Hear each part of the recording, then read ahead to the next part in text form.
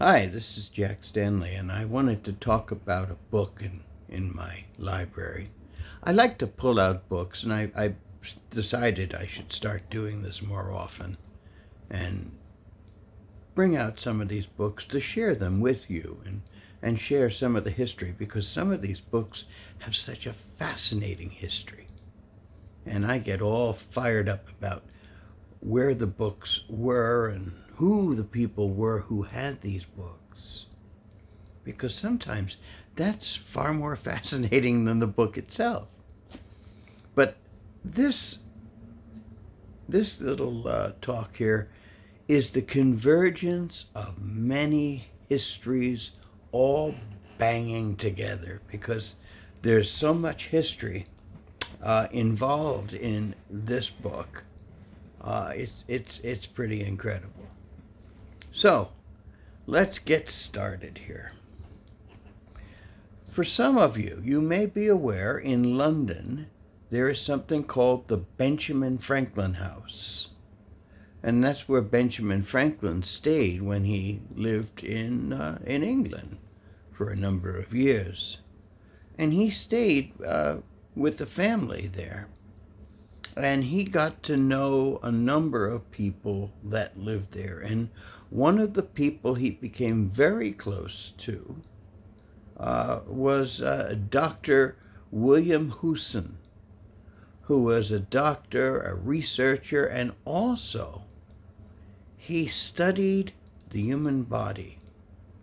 Now, he did a lot of dissections in the basement of the house where Franklin was living.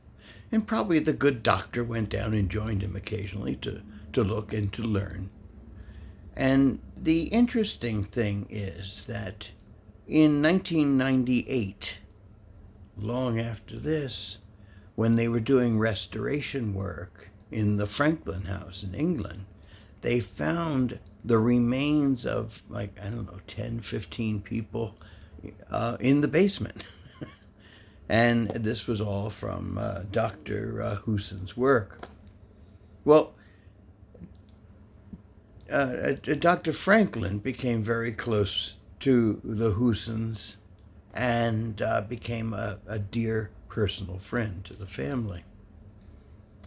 Unfortunately, Dr. Hewson, while working on a body, infected himself. And he basically poisoned himself and had sepsis and would die in 1774. At this point, Franklin was starting to head back to the United States, because at this point, all hell was breaking loose, and Franklin had been publicly embarrassed in England too over his comments and whatever. And so he was heading back to the States, very much involved with the idea of American independence, and became one of its champions, of course. Of course, also, he was well aware of the Hewson situation, because after the doctor passed away, Mrs. Hewson and two sons were not doing well, because financially they were in a great deal of trouble. The American Revolution takes place, and as soon as that is calmed down, Franklin sends money over so they can come over to the United States. And the Hewsons come to Philadephia and live with Franklin for a while. Now, one of the interesting things, and one of the fascinating points of this whole talk, is the younger son, whose name was Thomas Hewson, and he really caught the eye of Dr. Franklin. Now, young Thomas was a little boy, but precocious, fascinated with everything, and wanted to learn everything. And that just made Franklin real happy. And so he used to let young Thomas go loose in his library. And he discovered that young Thomas was reading books in Franklin's library that were very, very adult-like and not for a child per se. And he was studying everything. And one of the books that he mentioned, so it's one I can show here, was a book of bound articles called The Guardian.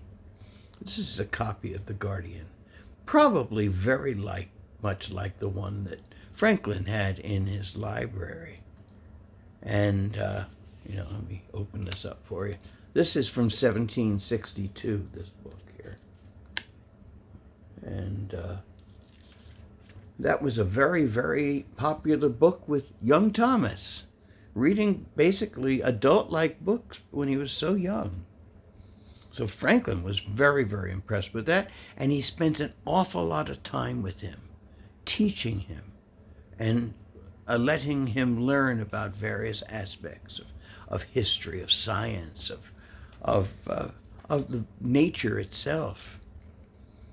And so they spent a great deal of time with Franklin. Both Mrs Hewson, the two sons, eventually they found their own place. But Thomas would spend his summers with Dr. Franklin.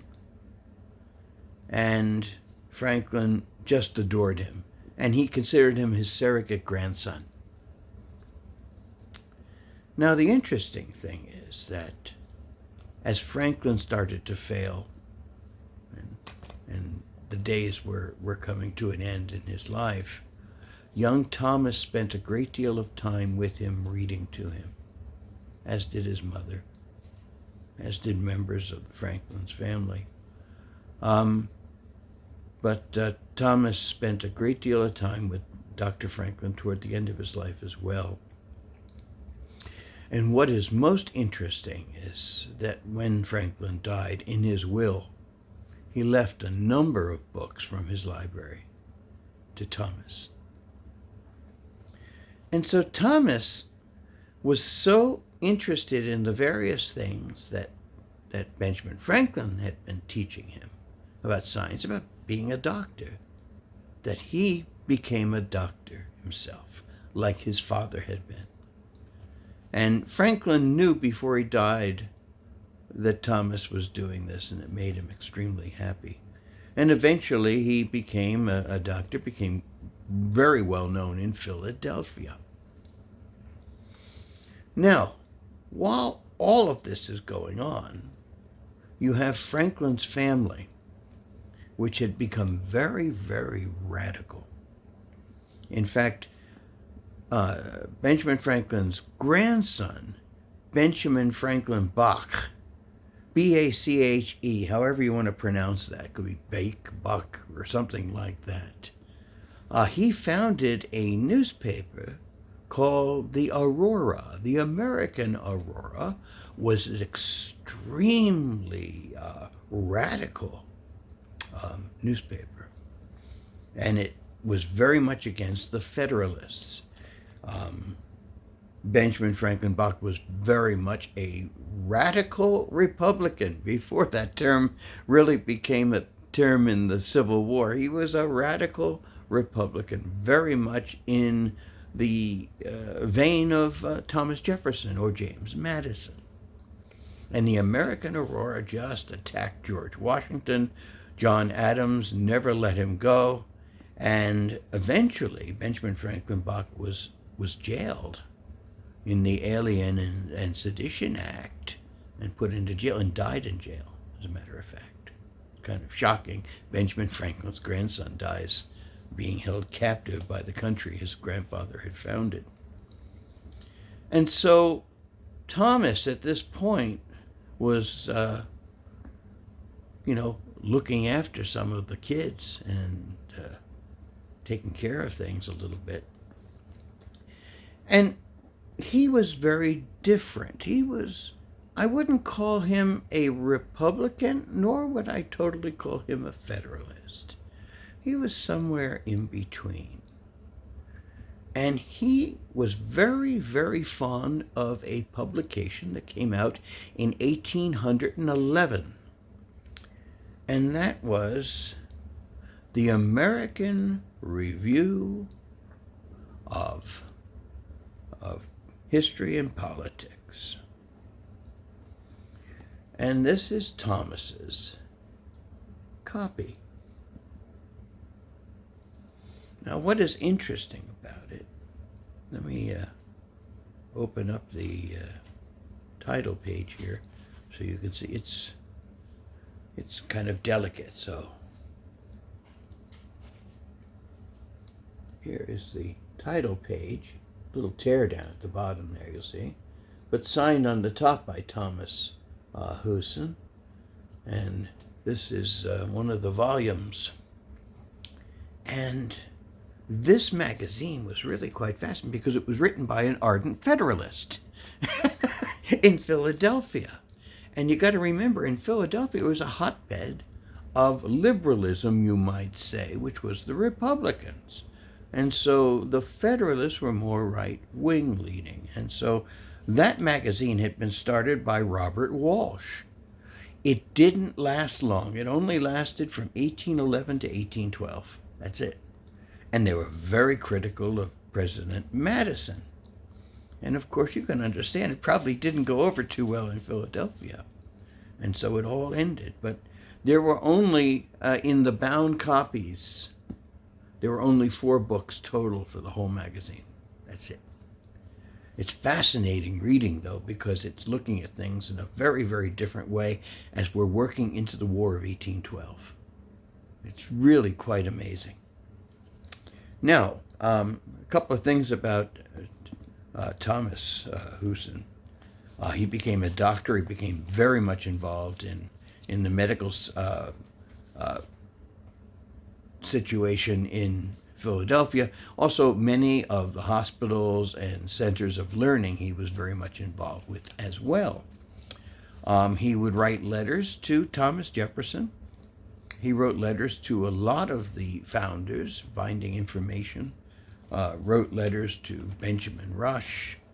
I'm not sure if he wrote to John Adams or not, but I wouldn't be surprised. And so he basically lived until 1848. And then, of course, things went the way of the dodo, all of his books separated and whatever. But the Franklin family, which was now Bach, several of their children were named after him because he was an integral part of the Franklin family and the surrogate grandson of Benjamin Franklin.